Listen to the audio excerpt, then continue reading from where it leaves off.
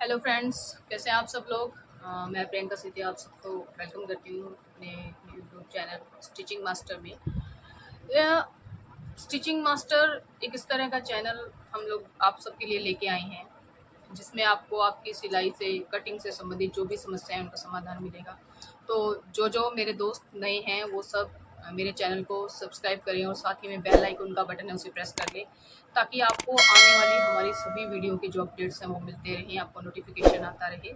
और आपकी जो भी समस्याएं हों स्टिचिंग से रिलेटेड, कटिंग से रिलेटेड, किसी पर्टिकुलर कपड़े को रिलेटेड आपको कोई समस्या आ रही है, या एम्ब्रॉयडरी से रिलेटेड जितनी भी छोटी छोटी बारीक से लेके बड़ी से बड़ी जानकारी है वो हम आपको यहाँ प्रोवाइड करेंगे। जितने लेटेस्ट डिज़ाइन आप यूट्यूब पे देखते हैं या किसी सेलिब्रिटी का आप पहना हुआ कपड़ा देखते हैं, गाउन देखते हैं, ब्लाउजेस देखते हैं, पर्टिकुलर हर स्टाइल का, सब्यसाची से लेके मनीष मल्होत्रा तक जो भी आपको डिज़ाइनिंग चाहिए, जो भी डिटेल्स चाहिए, वो सब आपको हमारे यूट्यूब चैनल पे देखने के लिए मिलेगी। तो हम जो आज हम आपके लिए लेकर आए हैं वो हम लेके आए हैं प्लाजो कटिंग, जिसमें जो हमारी प्लस साइज़ की सिस्टर्स हैं, जो हमारी कस्टमर्स हैं जिनका प्लस साइज़ रहता है, प्लस साइज़ यानी 42 के बाद जो साइजेस रहते हैं उनको हम प्लस साइज़ कहते हैं। 44, 46, 48 ये साइज़ प्लस साइज़ में आते हैं। इनमें एक मुख्य समस्या रहती है कि इनका प्लाजो पहनने के बाद बीच में से उठता है, बीच में से ऊपर की तरफ उठाव करता है। या एक समस्या इनकी रहती है कि जब ये बैठते हैं, बैठने पर जो इनका आसन रहता है पीछे से प्लाजो का, वो नीचे की तरफ खिसकता है, यानी पीछे से न्यूडनेस क्रिएट करता है। तो ये समस्या जो रहती है प्लस साइज में हमेशा देखने को रहती है। तो आज हम जो प्लाजो कटिंग करेंगे उसमें हम आपको बताएंगे कि इस समस्या से कैसे हम निजात पा सकते हैं और किस तरह से हमारे ग्राहक जो है वो इस समस्या से मुक्त होकर अच्छी तरह से अपने पसंद का आउटफिट वेयर कर सकते हैं। हेलो फ्रेंड्स, आज मैं आपको प्लाजो कटिंग बताने जा रही हूँ, पैंट प्लाजो। जिन महिलाओं को मुख्यतः यह समस्या आती है कि उनका प्लाजो बीच से उठता है या बैठने पर पीछे से खिसकता है, ये जो समस्या है ये मुख्यतः जिनका शरीर भारी होता है, वजन होता है, उस समस्या में ये समस्या सबसे ज़्यादा आ रही है। तो मैं आपको बताने जा रही हूँ। ये देखिए, आज का हमारा जो नाप रहेगा ग्राहक का, ये हमारा मेजरमेंट चार्ट है जो मैं अपने बुटीक में इस्तेमाल करती हूँ, जिसमें जो ग्राहक है उसका सर से लेके पाँव तक का जितना भी मेजरमेंट है टोटल डिटेल आता है। ये बॉडी स्ट्रक्चर बनाया हुआ है जिसमें सारा डिटेल मेंशन है कि कहाँ पर क्या रहेगा। तो आज जो हम बनाने जा रहे हैं प्लाजो, उसका मैं आपको बता रही हूँ। हमारे वेस्ट टू एंकल यानी हमारा जो टखने तक, कमर से टखने तक प्लाजो की लंबाई है वो है 36 इंच। अराउंड वेस्ट यानी कमर, ये भी है हमारी 36 इंच। अराउंड हिप 22.5 इंच ग्राहक का जो नाप है। अराउंड एंकल ओपनिंग जिसको कहा जाता है, या प्लाजो की मोरी जिसको हम नॉर्मल भाषा में कहते हैं, वो है हमारी 7 इंच। तो देखिए दोस्तों, जो चीज ये रहती है अराउंड हिप, ये है ग्राहक की 22.5। 22.5 का मतलब हो गया 45 इंच जो है हमारे ग्राहक की हिप जो है पूरे राउंड सर्किल के अंदर कवर हुई, जिसमें हम 4 इंच की लूजिंग डालते हैं। तो ये आ गया हमारा 49 इंच। 49 इंच को जब हम चौथाई हिस्सा लेते हैं तो ये आता है हमारा 12.25 यानी 12.25 इंच हमारा चौथाई हिस्सा आता है। अब इसी मेजरमेंट के साथ हम लोग जो है अपने प्लाजो की कटिंग करेंगे, जो कि मैं आपको बताने जा रही हूँ। सबसे पहले हम अपने प्लाजो के अंदर जो कान होती है वो एक लाइन लगा के इस कान की जो है हम कटिंग कर देंगे, जिससे कपड़ा काना ना रहे। दूसरी चीज कि अब हम यहाँ से नाप लेंगे।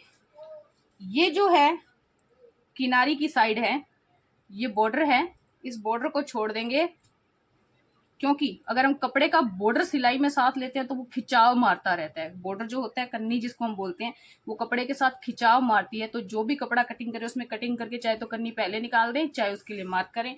तो अब हम क्या करेंगे, आधा इंच का निशान लगा के, ये किनारी का आधा इंच का निशान लगा के इसको पूरे को हम एक साइड में निकाल देंगे। इस आधा इंच के बाद से ही हम हमारा मेजरमेंट शुरू करेंगे।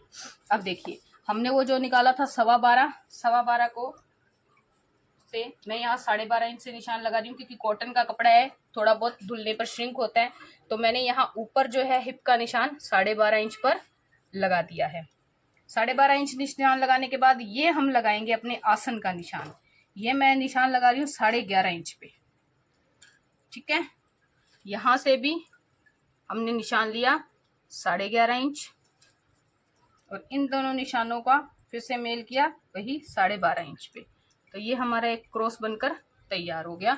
इसे अब हम एक सीधी रेखा से स्केल की सहायता से बिल्कुल सीधा निशान लगा लेंगे। अब चूंकि ग्राहक जो है उसका शरीर भारी है और यहाँ से जिसको हम थाई बोलते हैं या हिंदी में पट कहा जाता है, वो जो जगह है उसकी 27 इंच है। ठीक है, 27, 24, 26। तो ये हमारा 12.5 आ गया, यानी 25 इंच हो गया। 25 इंच में से आप 1 इंच निकाल दीजिए, 12, 24 इंच रह गया। अब हम यहाँ क्या करेंगे, 2.5 इंच आगे आसन की तरफ बढ़ेंगे। ये जो निशान बना था इससे आगे हम 2.5 इंच का निशान लगाएंगे। 2.5 इंच ये निशान लगाने के बाद यहाँ से हम गोलाई देते हुए ऊपर की तरफ जाएंगे। ये गोलाई जो हमने देनी है वो यहाँ से शुरू करेंगे। ये गोलाई हमने ज्यादा गहरी नहीं देनी है, क्योंकि ज्यादा गहरी देंगे तो यहाँ से ये जो चीज है वो खिंचाव मारेगी, आसन ऊपर की तरफ खींचेगा प्लाजो को अपनी जगह को कवर करने के लिए, तो प्लाजो बीच में से ऊपर उठना शुरू हो जाता है। ये निशान आपका लग चुका है। इसके बाद फिर से वही प्रक्रिया, ऊपर जो लाइन हमने कान की निकाली थी वो छोड़ के लंबाई का हमने निशान लगाना है 36 इंच का। 2.5 इंच इसकी फोल्डिंग रख दी, 36 इंच तैयार करना है। 36 इंच का ही हमने निशान लगाया है, 2.5 इंच की फोल्डिंग की है। ये 36 इंच का निशान हम इसलिए लगा रहे हैं कि जो हमारा कटिंग में ढाल देने में फोल्डिंग में जो जाएगा मार्जिन, वो हमारा इसी में कवर हो जाएगा। ऊपर से जो 1.5 इंच का बेल्ट रहता है 1 इंच का, वो तैयार हो जाएगा। अब एक चीज और नोटिस कीजिए, आपने देखा होगा कि कईयों का प्लाजो एक साइड से उठ रहा है। क्यों उठ रहा है? कई बार जो नए सीखने वाले आते हैं, जो बच्चे आते हैं, वो क्या करते हैं, 7 इंच मोहरी सीधा यहाँ से निशान लगा देते हैं और ये निशान इस तरह से मिला देते हैं। तो ये भी एक मुख्य समस्या रहती है कि वो बीच से उठता है। तो हमने क्या करना है, जो ऊपर हमने 12.5 इंच का निशान लगाया था, जो ये सेक्शन है हमारा कमर हिप का 12.5 इंच का, वही निशान हम यहाँ नीचे भी लगाएंगे 12.5 इंच पर। 12.5 इंच का जो आधा होता है, यानी 6.25 इंच पर हमने ये निशान दे दिया। इस 6.25 इंच के बाद हमने प्लाजो की ओपनिंग देखी है 7 इंच रखनी है, तो 6.25 इंच के निशान के ऊपर हमने 3.5 इंच पर मार्क किया इस तरफ से, और इधर से ये हो गया 7 इंच, यानी हमारा बीच का ये गैप हो गया 7 इंच। 3.5 इधर से और 3.5 इधर से, ये हमारे प्लाजो की ओपनिंग है। अब हमने जो अपनी कर्व फट्टी है या शेप फट्टी जिसको बोलते हैं, कर्व फट्टी बोलते हैं, ये मुख्य होती है, इसको यहाँ रखना है और नीचे के निशान पर मार्क कर देना है। ये देखिए इस तरह से, और दूसरी साइड से भी ये चीज हम यू मार्क कर रहे हैं। ये देखिए, ये जो मुख्य है, अब ये देखिए आप, ये जो हमारा कर्व आया है, ये कर्व और ये कर्व यहाँ से मिल रहा है, ये जो कर्व रहते हैं यहीं से ही हमारी प्लाजो की समस्या का समाधान फ्रंट का हो गया है। जब हम इसके बैक की कटिंग करेंगे तो बैक को जो है हम फ्रंट से थोड़ा बड़ा काटते हैं, उसमें मैं आपको बताने जा रही हूँ। ये बिछा हुआ है अपने पास, इसके बाद हम बैक में कैसे कर रहे हैं। नीचे व्हाइट लगा है तो मैं आपको बता दूंगी कि फ्रंट से बैक किस तरह से बड़ी की जाती है। अब चूंकि हमारे ग्राहक की हिप भारी है, एक चीज फिर से ध्यान कीजिएगा कि ग्राहक की हिप भारी है, तो बैक जो आप देखें कभी भी प्लाजो का वो ऊंचा उठा हुआ होता है। ठीक है, तो ये नॉर्मली क्या होता है, किसी का 4 इंच, किसी का 5 इंच, किसी का 6 इंच, जिनकी हिप 26, 27, 28 इंच तक जाती है, उनके आप बेझिझक 6 इंच तक बैक उठा दीजिए, आपको कोई तकलीफ नहीं होगी बनाने के अंदर। और जो नॉर्मल है, यानी आप ये मान के चलिए 21 से लेके 24 इंच तक की जिनकी हिप रहती है, उनमें आप क्या करें, 5 इंच जो है बैक ऊपर उठा दें। 5 इंच फ्रंट से बैक इस तरह से बड़ी रहेगी, यहां से भी और यहां से भी 5 इंच का आपने निशान दे दिया। यहां पर आप बेल्ट लगाएंगे, 1.5 इंच आपका बेल्ट तैयार होता है। लास्टिक डालेंगे, 1.5 से 2 इंच आपको फोल्डिंग चाहिए, तो ये आपका 3.5 इंच जो इस तरह से रहेगा। आपने क्या करना है, अपनी स्ट्रेट फट्टी या स्केल जो आप इस्तेमाल कर रहे हैं कटिंग में, उसको यूं रखते हुए जो 3.5 इंच के ऊपर क्या है, इस तरह से तिरछा निशान दे देना है। इस तरह से आप तिरछा निशान दे देंगे बैक के कपड़े के ऊपर। ठीक है, अब हमने देखिए ये 2.5 इंच आसन बढ़ाया था, नीचे से जो हमने 2.5 इंच आसन बढ़ाया था, वैसा ही हम क्या करते हैं, बैक का 2.5 इंच आसन बढ़ाने के लिए निशान दे देंगे इस तरह से। और यहाँ जो आसन का निशान था उसमें भी हम क्या करेंगे, 2.5 इंच बढ़ा देंगे। यानी हमारी बैक हिप की जो चौड़ाई है वो कितनी हो गई, 15.25 15.5 के आसपास, 2.5 इंच। अब यदि हिप और ज्यादा भारी है, आपको लग रहा है कि 2.5 इंच में नहीं कवर आएगा, तो आप इसको 3 इंच तक ले जा सकते हैं। 3 इंच तक आप कब लेके जाएंगे, जब ग्राहक की हिप की जो राउंड सर्किल में जो हिप आ रही है 56 57 58 इंच तक है, तब आप इसको 3 इंच बढ़ाएंगे। अदरवाइज 2.5 इंच आपके लिए सफिशिएंट है। क्योंकि देखिए मुख्य आसन जो अपने फ्रंट का है, आप इसको नापेंगे इस तरह से कर तक ले जाके, तो ये 13 इंच तैयार हो रहा है। सिलाई के बाद ये आपके पास 12.5 इंच 12 इंच तैयार रह जाएगा। लेकिन बैक जब आपने ऊंची उठाई है, बैक उठाने के बाद आप ये देखिए, बैक का आसन जब आपने उठा दिया तो आपका आसन 18.5 19 इंच तक तैयार हो गया इस गोलाई के साथ। 18.5 19 इंच जो आपने ये कर्व किया है, ये देखिए 18.5 इंच तक बैक का आसन हमारा 18.5 इंच तैयार हो गया। अब इसमें क्या होता है, आप कहेंगे इससे कैसे समस्या का समाधान ये, क्योंकि मुख्य आपने देखा होगा शरीर की बनावट में हमारे जो पीछे के उभार होते हैं वो ज्यादा उठे हुए होते हैं, हिप के उभार उठे हुए होते हैं महिलाओं में कई। तो जब वो बैठते हैं तो वो कपड़ा जो होता है उनको कवर नहीं कर पाता है, अपने जगह पे पूरा प्रॉपर नहीं रहता है। आसन जो होता है उसको पीछे का हिस्सा जो है खिंचाव मारता है ताकि पीछे से कवरिंग हो सके, इसलिए पीछे का आसन हमेशा बड़ा रखा जाता है। जैसे जैसे हिप भारी हो गया आप ये करेंगे, अगर आपने 2 इंच, यहाँ पे हमने 5 इंच बड़ा किया था, 6 इंच बड़ा कर देंगे, तो आपका आसन जो है वो ऑटोमेटिकली 20-22 इंच तक हो जाएगा। पीछे का जैसे जैसे सेक्शन बढ़ता जाएगा, जैसे जैसे हिप भारी हो तो वो उतनी ज्यादा उसकी कवरिंग करता है, और वो शरीर की बनावट के अनुसार कपड़ा अपने आप एडजस्ट हो जाता है, और जो प्लाजो बीच में उठने की समस्या होती है वो अपने आप स्वतः ही समाप्त हो जाती है। तो मुख्य चीज आपने क्या देखी कि हमने ये जो कटिंग की भारी शरीर के लिए 2.5 इंच से की, बैक जो हमने उठाया ये हमने 5 इंच तक उठाया है, 21 से लेके 24 हिप तक जो होता है, यानी 21 का मतलब हो गया 42 से लेके 48 जो हिप है राउंड सर्किल के अंदर, उनके लिए 5 इंच उठाया। जो आपकी रहेगी 25 से लेके 26 27 28 तक, यानी 56 इंच 58 इंच तक की हिप रहेगी, उसमें आप 6 से 6.5 इंच बैक को उठा दीजिए। ये रहता है अपर सेक्शन का। अब नीचे जो हम प्लाजो की मोरी बना रहे हैं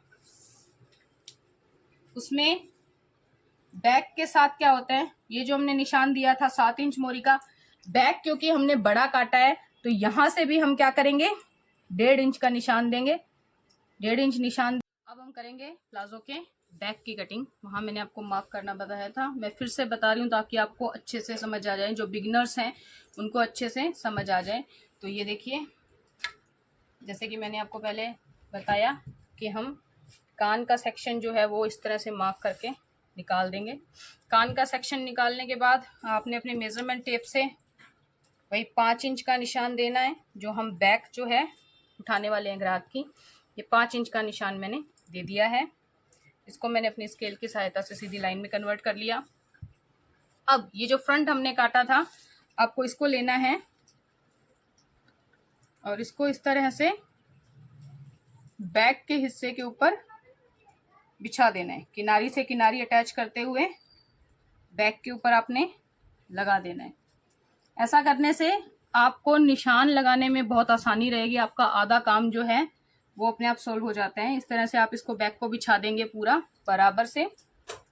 अब वही प्रक्रिया फ्रंट से 2.5 इंच एक्स्ट्रा हम यहाँ मार्क करेंगे, फ्रंट से 2.5 इंच एक्स्ट्रा यहाँ मार्क करते हुए आसन तक की गोलाई जो हमने ली थी वहां तक इस शेप को यूं मिला देंगे। इतना मिलाने के बाद आसन के पास हम फिर से इसको 2.5 इंच को मिला देंगे, कर्व का निशान देंगे, गोलाई जिसको हम कहते हैं कर्व का निशान देंगे। ये हमारी गोलाई हो गई, ऊपर तक सीधा निशान है हमारा।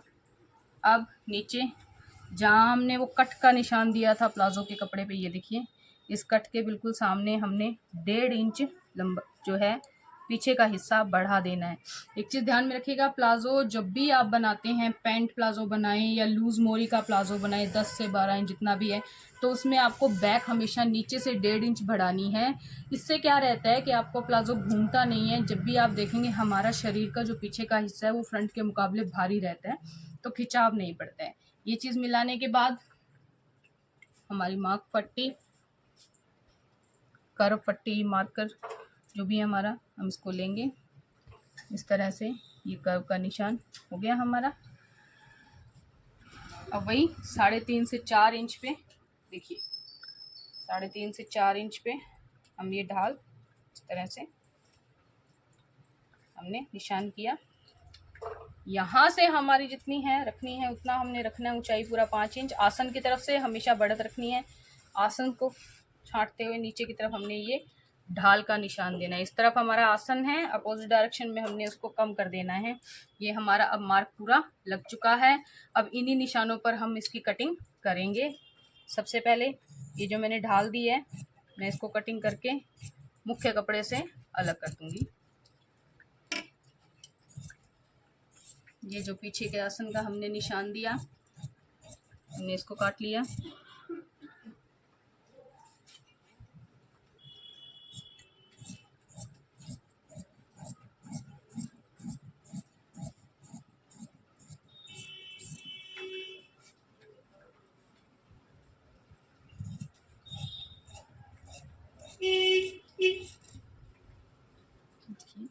यहाँ पे भी हमने कट लगा दिया है।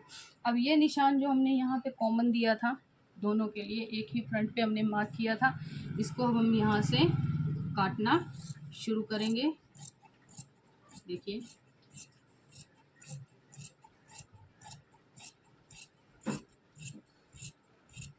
यहाँ पर आकर हमारा हल्का सा कर्व बनता है और ये जो है सीधी रेखा के साथ आगे जो हमने आधा इंच किनारी छोड़ के कटिंग की थी, ये कटिंग।